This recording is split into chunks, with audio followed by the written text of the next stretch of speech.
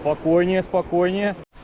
Всем привет, меня зовут Руслан, это канал «Лечу на рыбалку», канал про спиннингизм и не только.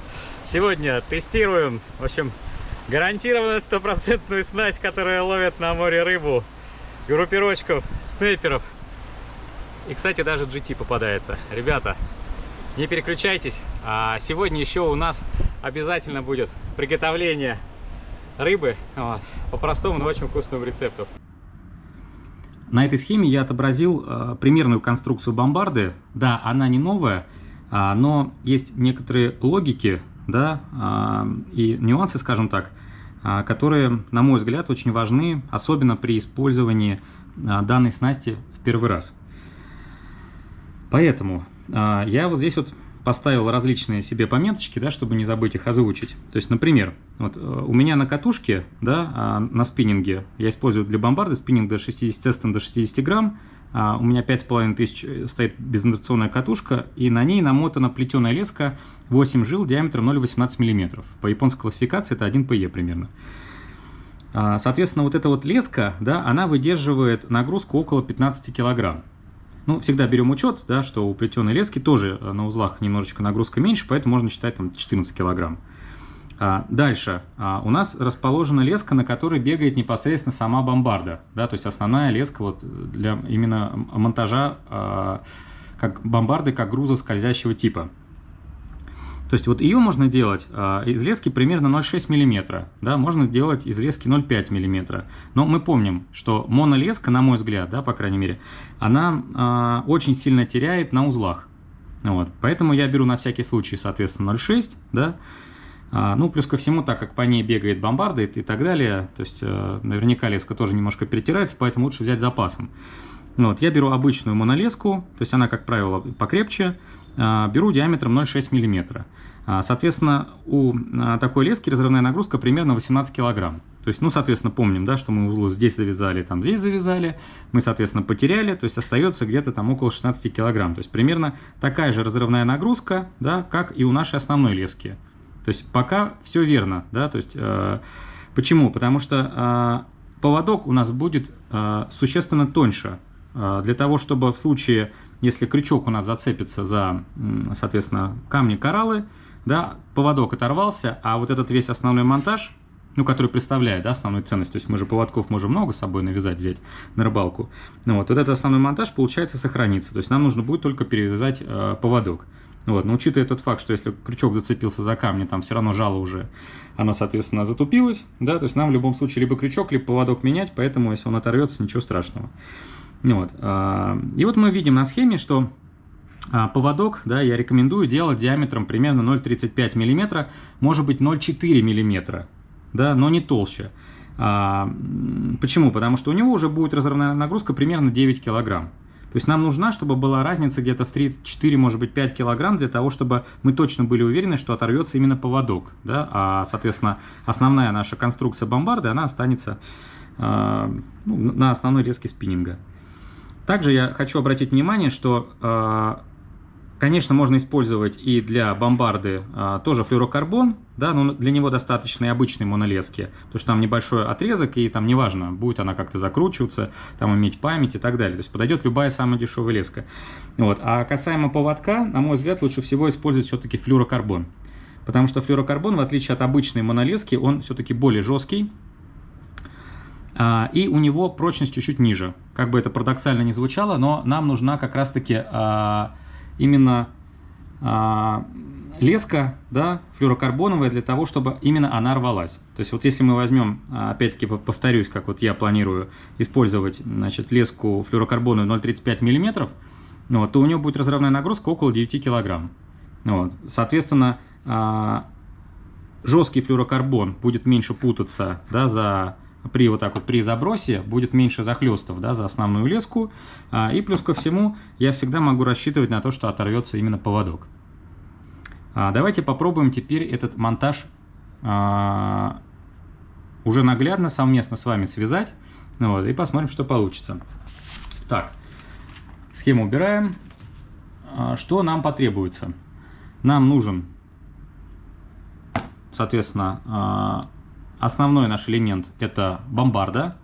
Более подробно о ней остановлюсь. То есть это на самом деле достаточно дешевая бомбарда. Дорогие, на мой взгляд, покупать особо смысла нет, потому что они все равно отрываются. Вот. Как видите, эта бомбарда прозрачная. Да? То есть, как правило, продавцы позиционируют эти бомбарды следующим образом. То есть, если она прозрачная, то значит она тонущая.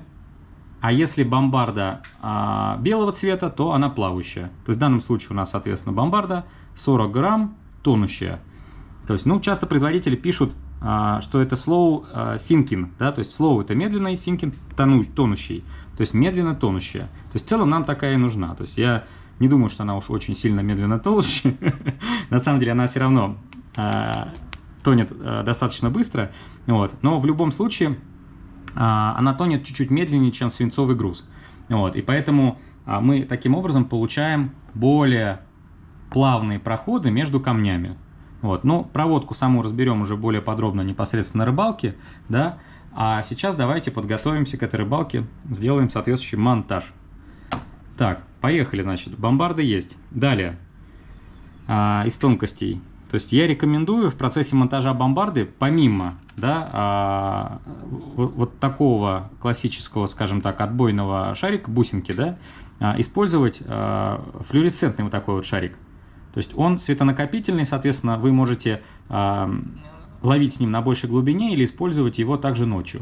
То есть вот этот цвет, он хорошо привлекает в сумерках, соответственно, рыбу, вот, и потенциально это может давать вам больше, соответственно, поклевок. Так, есть. Дальше нам потребуется вот такой вот один вертлюжочек. Да, давайте посмотрим, какого размера. То есть здесь одна клетка, получается, это 1 сантиметр. Соответственно, вертлюжок у нас получается длиной вот, 2 сантиметра. Так, есть. И потребуется крючок.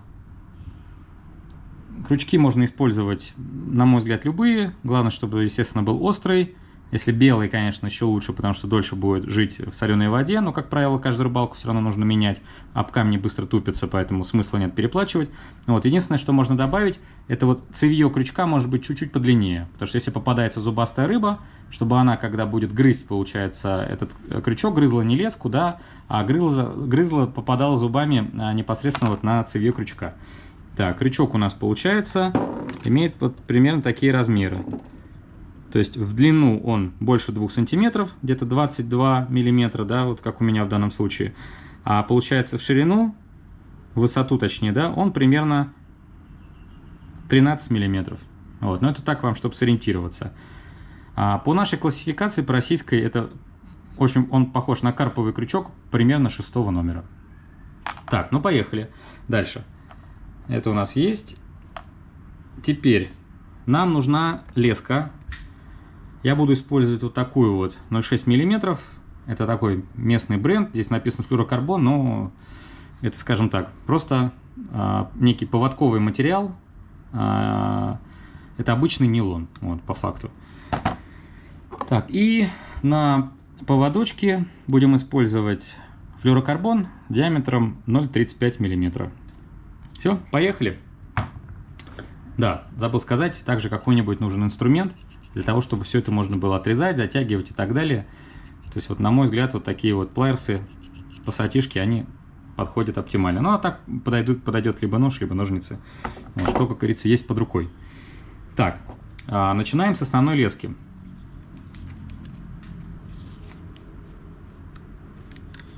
Если мы вспомним нашу схему, да, то у нас получается на схеме, да, на основную леску мы монтируем бомбарду. Мы монтируем, получается, две вот таких бусинки. Одна будет сверху в сторону спиннинга, соответственно, вторая снизу в сторону поводка. То есть ближе к поводку вот это светящееся. Вот. Поэтому мы сейчас вначале надеваем маленькую бусинку. Дальше мы надеваем только вот с этой стороны, да, мы надеваем бомбарду.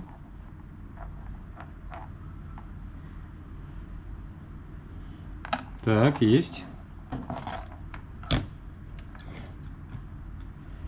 Дальше мы надеваем уже нашу светящуюся бусинку. Вообще подойдет любая, но светящаяся это вообще классно. Так, есть. Далее нам необходимо привязать вот этот вертлюжочек. Вот, привязываем самым вообще классическим узлом, любой подойдет, которым вы умеете. Вот, ну я уж ладно покажу, каким привязываю я. Продеваем леску. Вот так вот это выглядит. Дальше я вот здесь вот фиксирую пальцем. И начинаю делать обороты.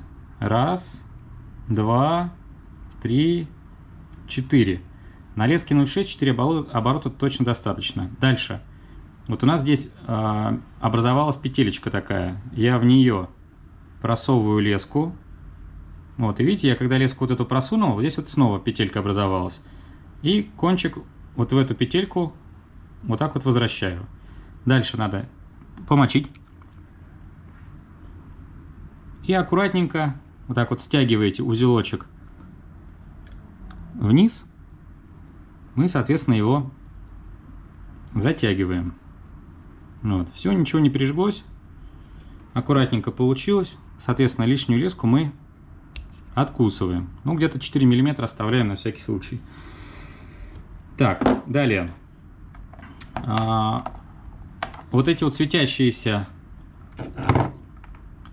шарики, да, бусинки, то есть они еще чем хороши, то есть они резиновые, мягкие, то есть их можно надеть на этот узел, чтобы бомбарда его не разбивала. Вот так вот. Раз. Ну, вот здесь вот нужно посильнее просто нажать. И мы прямо ее можем надеть непосредственно на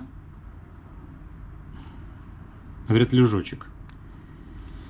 Можно было бы сделать здесь петлю и соединять поводком петля в петлю, вот, но я все-таки рекомендую вам здесь сделать вертлюжок, вот, потому что на поводке вы будете насаживать креветку, например, или кальмара, да, но насадки мы с вами разберем непосредственно на рыбалке.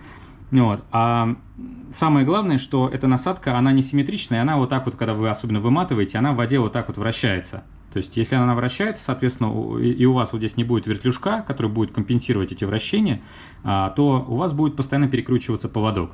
Перекрученный поводок — это что? Это вот такая вот кривая леска, соответственно, это будет приводить к тому, что у вас постоянно будут захлесты поводка на бомбарду. Вот, поэтому вот этот вертлюжочек, он спасает. Так, поехали дальше. Значит, какой длины нужно сделать основную леску, вот именно по которой бегает бомбарда? Да, то есть вот у нас что с вами сейчас получилось. Вот так вот бомбарда будет биться при забросе, а вот это вот резиновый шарик наш, отбойник заодно. Вот, и вот здесь вот сверху бусинка тоже его отбивает. То есть, на мой взгляд, вот для всей вот этой конструкции достаточно примерно 40 сантиметров. Даже бывает много, наверное, 35 даже хватит. Вот, потому что фактически первые рывки вы уже почувствуете. То есть запас небольшой нужно оставлять, чтобы как бы рыба не бомбарду дергала, да, а дергала непосредственно как бы в спиннинг, чтобы бомбарда могла бегать по этому участку. Поэтому лучше запасом оставить 40 сантиметров. Но длиннее не рекомендую делать, потому что поводок будет 1,2 метра, и вам просто не хватит длины спиннинга для комфортных забросов. Ну, вот. То есть здесь у нас уже все получается застопорено. Теперь стопорим бомбарду сверху. То есть здесь тоже можно было бы поставить вертлюжочек, вот, но я все-таки вам здесь рекомендую делать вот такую вот петельку. Вот, просто леску пополам складываем и с помощью узла восьмерочка вот так вот я зажимаю. Давайте еще раз. Вот так вот зажимаю, получается, леску. Вот видите, в 2 раза сложил, зажал, и вот так вот раз и 2 оборота делаю. Этот узел называется восьмерка. Вот, вот она. Как раз здесь эта восьмерочка, собственно, и образовалась. Вот. И все это дело мочим и затягиваем посильнее. Все, она уже никуда не развяжется. Почему именно петелька? Вот, потому что часто бывает, что нужно подтаскивать вот эту бомбарду прям под самую вершинку спиннинга. Вот, и в пылу рыбалки иногда забываешь, что здесь вот металлический вертлюжок. и можно его затащить непосредственно в тюльпан спиннинга. Вот. Ну и, соответственно, сломать и тюльпан, и спиннинг, и так далее. Ничего хорошего от этого нет. Вот. А здесь, видите, как бы есть небольшой запас лесочки, да, то есть если мы затащим в тюльпан ну, вот эту петельку с узлом, вот, ну, что-то может упереться, мы это заметим, звук какой-то будет, но у нас тюльпан и спиннинг не сломаются. Вот. Это очень важно. Так, поехали дальше. Значит, бомбарда у нас ездит. Все прекрасно. Теперь нам нужно смонтировать поводок.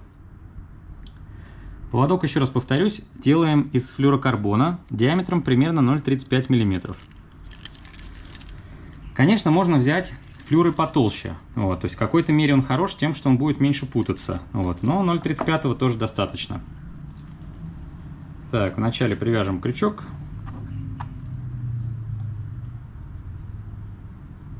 Так, как привязан крючок? С лопаткой, без лопатки, в целом не важно. То есть можно было бы просто вот так вот пополам леску сложить, приложить, но если вот с петелечкой, то вот так. Один раз пропускаем через петельку.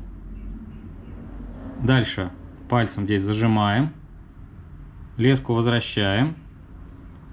То есть у нас получается на крючке должна вот так вот лечь, вот такой вот петлей должна лечь леска.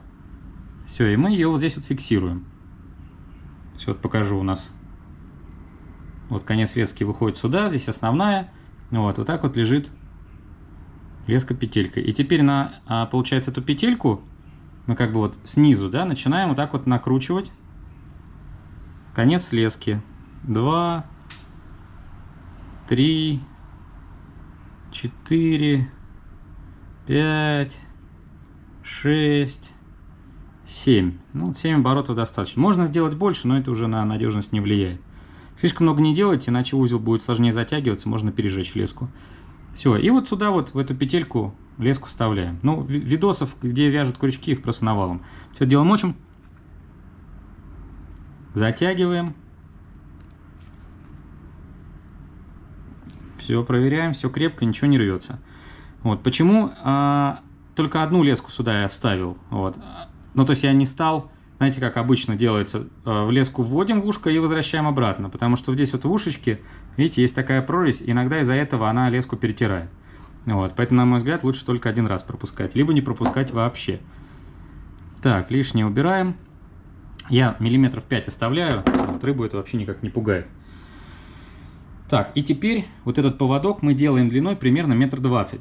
На самом деле для рыбалки достаточно будет и метра, вот, но 20 сантиметров лучше иметь в запасе для того, чтобы у вас была возможность перевязывать крючок. Часто бывает, крючок просто тупится, вот, и если у вас есть запас лески, вы легко его, соответственно, можете поменять. А с метровым поводком это уже будет сложнее сделать, вот, потому что каждый раз будет казаться, что поводочек коротковат. Вот. А поводок действительно нужен подлиннее, для того, чтобы приманка плавно парила в толще, соответственно, воды. То есть бомбарда у вас падает вниз, а приманочка должна так вот мягко ложиться. То есть вы, например, бомбарду, проводку делаете, вот, и приманочка мягко поднимается, мягко ложится. Ну, как будто она просто поддерживается каким-то течением. Так, и нам осталось теперь вот сюда вот привязать наш поводок. Пропускаем точно такой же узел, как вязали до этого. 3, 4, 5, 6, 7, где-то 7, да. Только с флюорокарбоном имейте в виду, то есть он очень скользкий, и нужно оборотов делать побольше. Я вот здесь сделал 7. Так, теперь подтаскиваем, затягиваем. Все.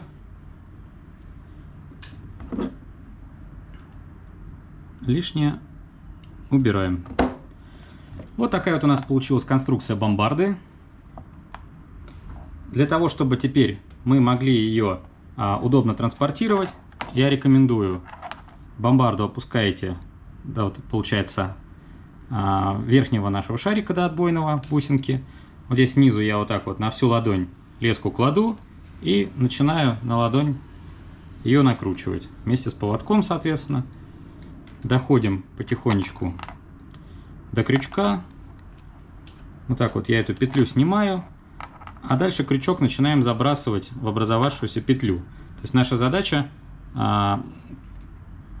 поводком как бы, да, обмотать нашу вот эту вот бобинку. Дальше что зацепилось-то? Так. Так.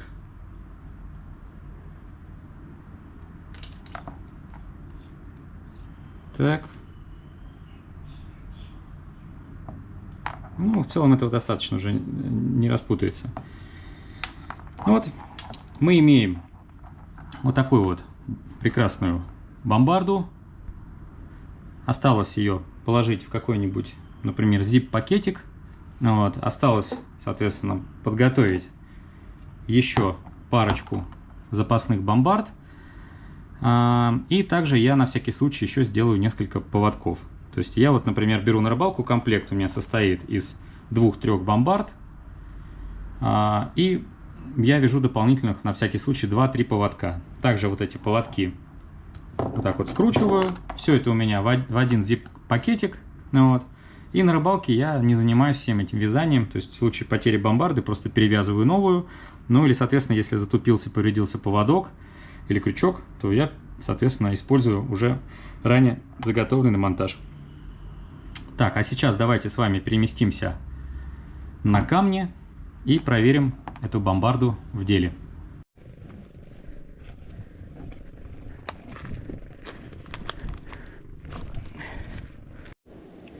Наш готовый монтаж. Осталось только привязать вот эту верхнюю петельку к основной леске. Кому интересно, покажу узел. Кому интересно, промотайте, ребят, просто. Знаю, что уже все умеют вязать, но вдруг, как говорится, кому-то надо подсказать. Вот так вот леску продеваем, я вот так пальцем зажимаю и начинаю вокруг основной конец обматывать. 2, 3, 4, 5, 6. С леской 0,18, 6 оборотов достаточно. Потом кончик продеваю вот там, где у меня палец был. И вот здесь вот петелька еще одна образовалась. Я в нее леску возвращаю. Хоп. Дальше нужно флюорокарбоновый поводок. Вот так вот руками. Медленно в натяжечку вытянуть. Так. Он будет ровный. Ну и пока, собственно, к рыбалке готовимся, еще хорошее действие — это подзацепить вот так вот куда-нибудь, да, крючок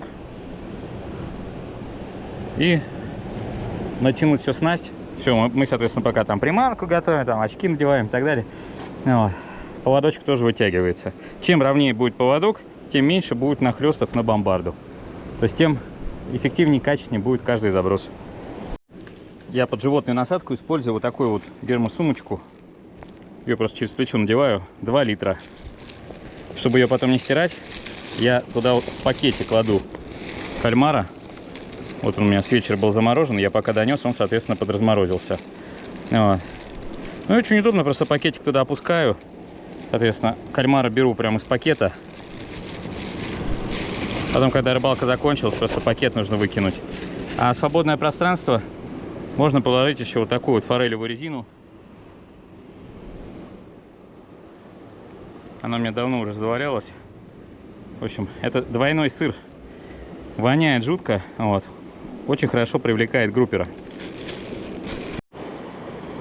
В общем, не претендую на патент, но, на мой взгляд, самый хороший вариант — это вот, если видите, у кальмара есть часть потолще, а есть помельче.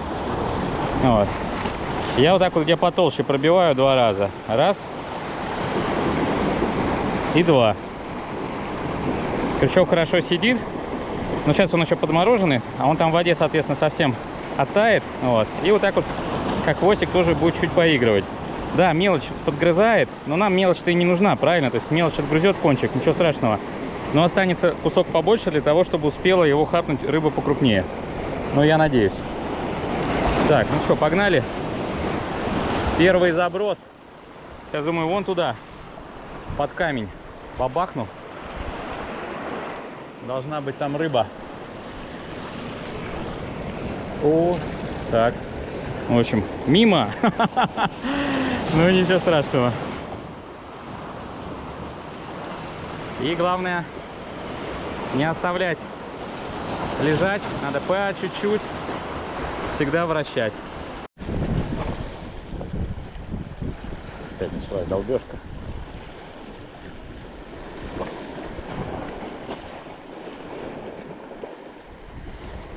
О, ну, давай.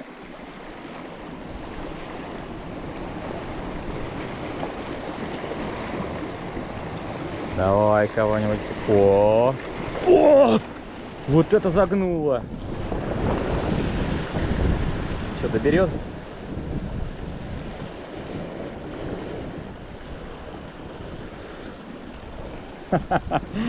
Прикольная штука.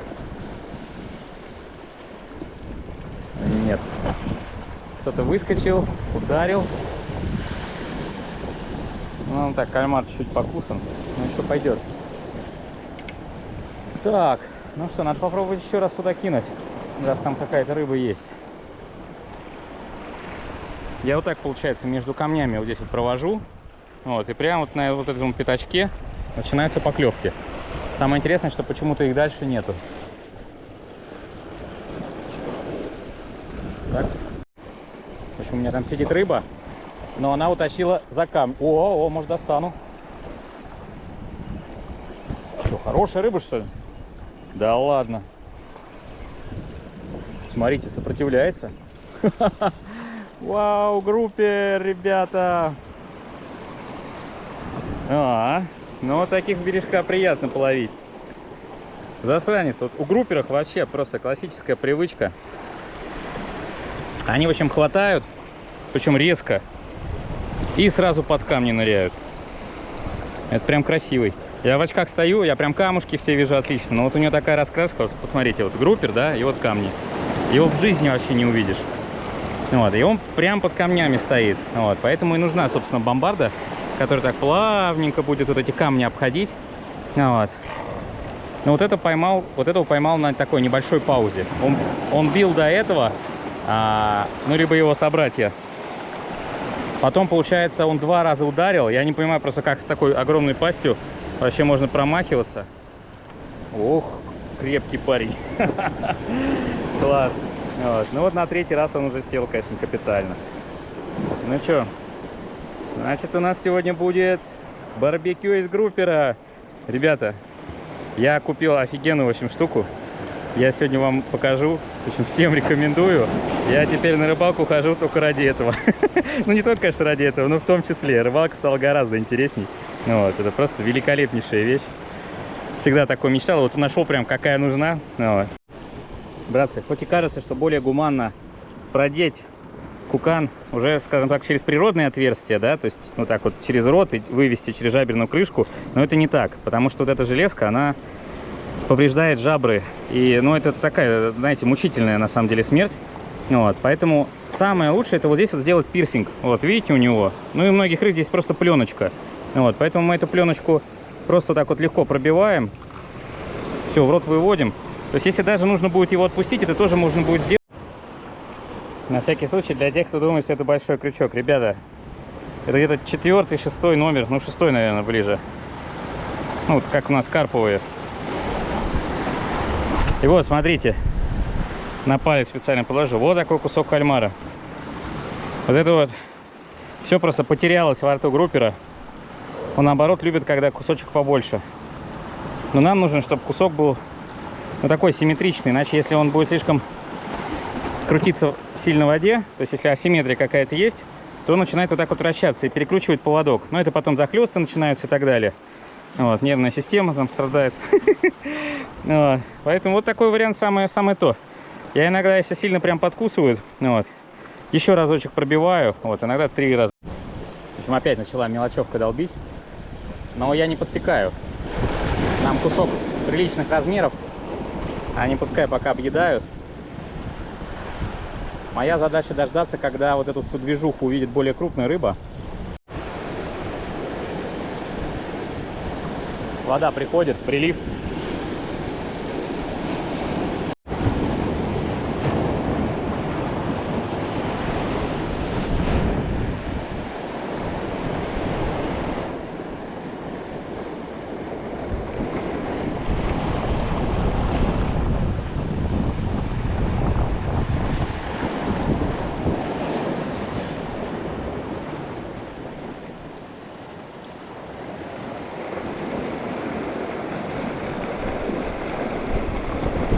дергает постоянно. Да, приманку достаю, за ней вереница мелкой рыбешки. Но вот крупничок выходит нечасто. Но была еще хорошая поклевка.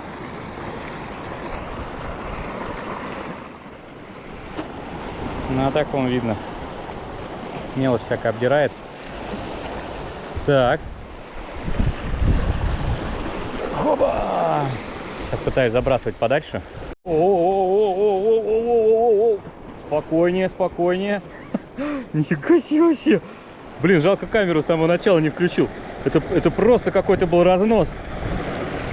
GT! Вот это сегодня будет барбекюшка. Вообще класс. Да, ребята. В общем, я прям респектую тому, кто изобрел бомбарду. Очень эффективная рыбалка. Вот видите, прилив пошел. И GT-шка даже подошел. Поэтому на рыбалку лучше всего идти до прилива. Потому что вода, соответственно, на вас. Ну, бывают, конечно, боковые течения, вот, но чаще всего все равно на берег. Вот. Гонит всякий планктон, мелочь и так далее. Вот, а за ним всегда вот такие вот ходят. Вот эти такие прибрежные GT-шки. Их достаточно много, но они иногда бывают просто очень далеко, и их не достать. Вот. Так, первым делом надо накрошить лук. Я вот беру с собой такой вот бокс. Вообще всем рекомендую. Вот он с крышкой, стоит копейки, в общем легкий. Ручка есть. Сюда я складываю все продукты, которые беру с собой. Ну, как бы много на ногах не унесешь. Но зато все функционально. Вот. Я сюда просто нарубаю лук вначале. Лук как раз таки надо крупно нарезать. Далее заливаем соевый соус. Ну, на самом деле, это на любителя. Кто вот сколько любит. Я вот где-то 100 грамм. Да какой даже, наверное, меньше. Тут вся бутылка, наверное, 100 грамм. Не, это 200 грамм, да. Вот я где-то половину этой бутылочки добавляю соевого соуса и разбавляю его водой. О, пойдет. Потому что один раз рыбу приготовил. Получилось вкусно. Но соевый соус слишком имеет яркий вкус. Вот, и из-за этого рыба, как бы она получилась все равно съедобной, есть можно и так далее. Но хочется все-таки вкусную морскую рыбу ощутить, как говорится, во рту, а не один соевый соус. Вот, поэтому соевый соус чуть-чуть. И разбавляем его еще и водой дополнительно. Где-то 3 к 1.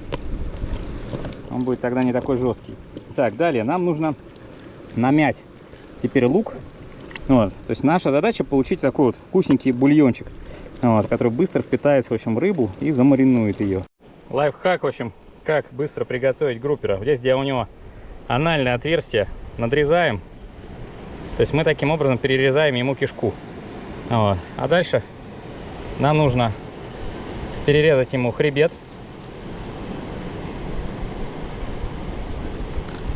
О, пошел характерный хруст.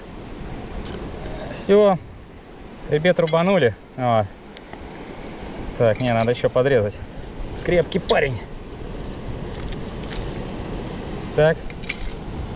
Все, остальную требуху просто вот так вот выдергиваем. Она вместе с башкой выходит. О, видите? Соответственно, этот туда вниз крабом. Брюшко чистенькое. О, все, сейчас на шпажки наденем. Ну, точнее, вначале замаринуем. Я прям сразу вот так вот тушку туда кладу. Хорошенечко ее обваливаю. Кстати, с GT та же история. Так, где тут у него? Точно так же. О, вот здесь. Хоп.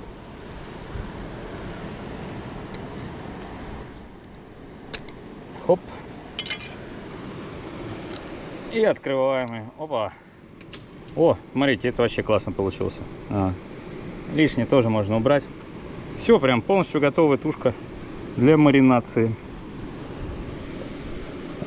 Так. Ох, ребята. Вот это, конечно, сказка. Вот это бомба. Вот это я понимаю. Для меня это вообще на самом деле самый кайф. Я вот прям обожаю. Чтобы я еще не совсем устал на рыбалке. Так, пошел, поймал рыбки. Приготовить.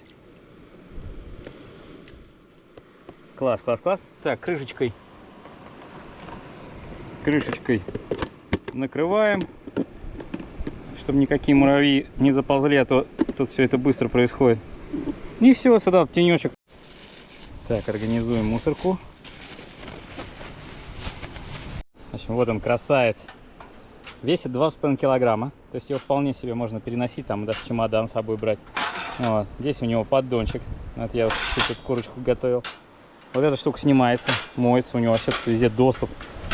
Офигительная просто вещь. Это, в общем, никакая не реклама. Вот. Я просто настолько рад этой штуке. Вот. Если кто-то такую искал, в общем, они существуют. Вот. Баллончик. Вот так вот сюда. Здесь просто фиксатор такой. Хопа. Готово. И, в общем, самый кайф, что не обязательно готовить на сетке. То есть здесь есть специальные такие вот подставочки. Мы их раскрываем. А сетку вообще можно убрать. Вот. Чтобы на нее как бы жир от рыбы не капал, и она не пачкалась. Вот. И вот прям получается вот сюда кладем вот так вот шпажки с рыбой и готовим. Все, и она практически не пачкается. То есть не надо ничего потом чистить. Вот, завернули в пакетик, положили, вообще нормалек. Вот. Ну и, соответственно, включается. Опа! Все, готово. О, ну сейчас точно. Да, пошел жар. Ну и оставляем на максимуме, потому что здесь ветерок гуляет. Так, намешаю пока соуса. Я люблю поострее. Туда васаби. Ну и соевым тоже подразбавлю. Много не надо, я так иногда подмакнуть. Так. Вообще, ребята. Лучше, чем в ресторане. Так, в общем, жарит уже нормально. Даже стоять жарковато. Так. Ну, класс, класс, класс. Рыбка подмариновалась. Сейчас мы ее... Так, надо примериться. Вот где-то вот так. Надо, значит, раз.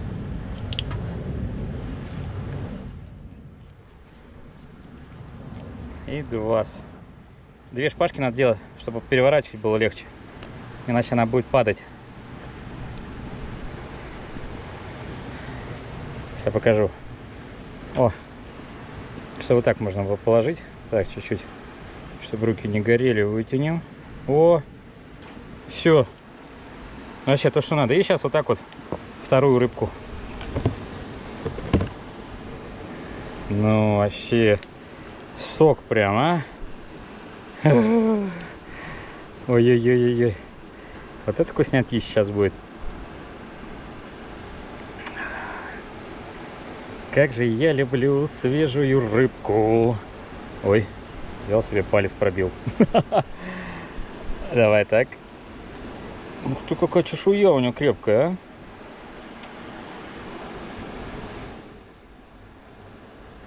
Хорошо. А так. Все, сдался.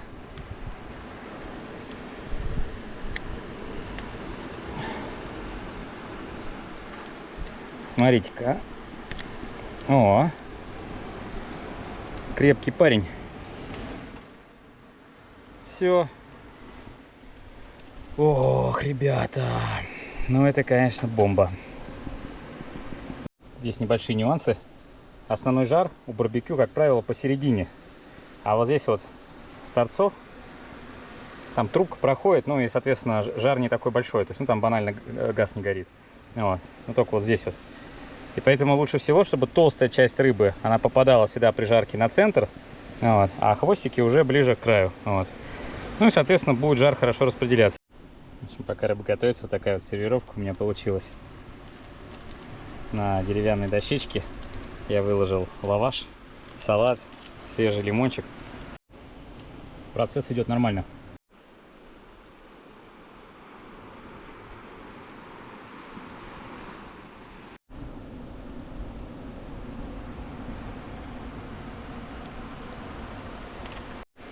Так, рыба точно готова. Сейчас она чуть-чуть буквально подостынет, чтобы пальцы не жечь. Я ее раскрою, капну на нее лимончика. Вот, и мы ее, в общем, обязательно попробуем.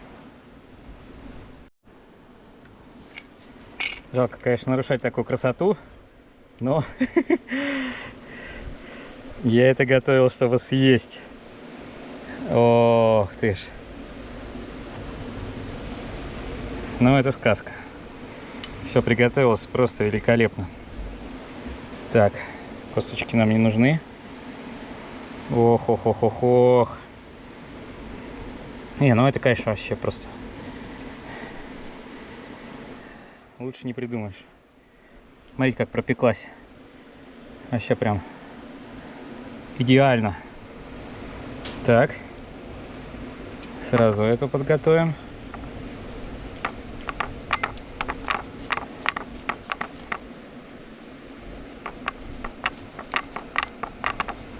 Ух, разваливается, ребята. Так, о, вот это кайф. Честно, я даже не могу сказать, кто вкуснее. Но вроде группер-то повкуснее будет, но обычно я его жареным ел. Вот, а сегодня есть возможность попробовать группера барбекю. А GT я, кстати, барбекю пробовал. Там даже где-то ролик, по-моему, есть. Так, хоп. Ну что, с чего начнем? О, какое белое мясо. Ну это просто сказка вообще, ребятушки. Муравьи сошли с ума. Учуяли рыбку, мечется туда-обратно. Ну, сказка. Офигенно. На самом деле, с лавашом вот так вот 2 рыбки съесть вполне достаточно. По секретику вам скажу. Я доел обе рыбы, и в итоге мне очень понравился больше группер. У него более мясо насыщенный вкус. GT тоже вкусный, но группер особенно хорош. Вот такой, конечно, лаваш.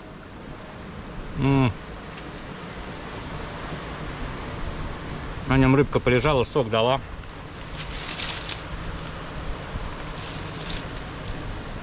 Просто сказка.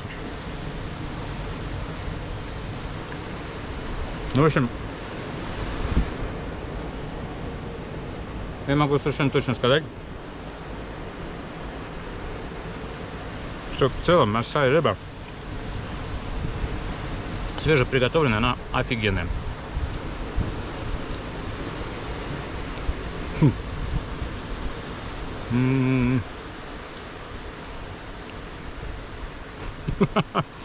В общем, ребят, я буду все это дело сейчас доедать. Ну, вот. Она сейчас как раз такая тепленькая, прям самая офигенная. Вот, а то сейчас еще муравьи набегут. Ну, вот, с вами, наверное, буду прощаться. Ну, вот. Вам спасибо огромное за просмотр. Надеюсь, вам сегодняшняя рыбалка, ну и, скажем так, рыболовная кухня понравилась. Вот. А я вот так вот макну сейчас GT в соус. Скажу вам пока-пока. Увидимся в следующих роликах. Спасибо за просмотр.